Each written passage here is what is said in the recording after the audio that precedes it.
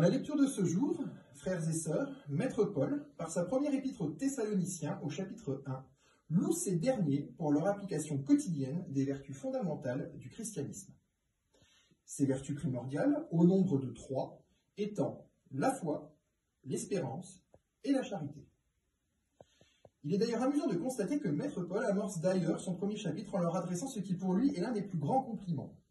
Je le cite.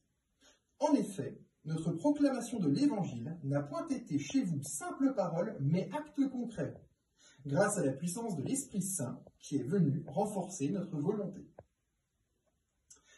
Car en effet, pour Maître Paul, ce ne sont pas les dévotions passives qui constituent la voie vers le royaume, mais bien les actions concrètes. Tout comme on n'est pas chrétien par nos discours ou nos postures, mais bien par nos actes. Ici, c'est à une action consciente qu'il incite, à travers la conclusion suivante, qui conclut d'ailleurs le passage précédent. Grâce à la puissance de l'Esprit Saint qui est venu renforcer notre volonté. Ce passage, découpé en 2 parties par une virgule, vient exposer 2 concepts contenus en chacune d'entre elles.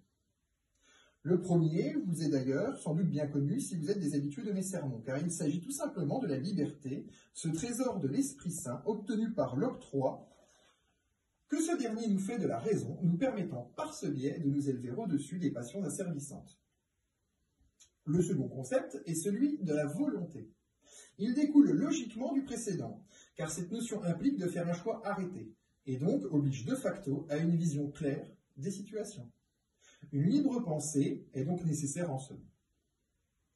Mais la volonté implique surtout une notion de conscience, ce qui exclut les actions mécaniques accomplies en effet tunnel, sous le poids de l'habitude.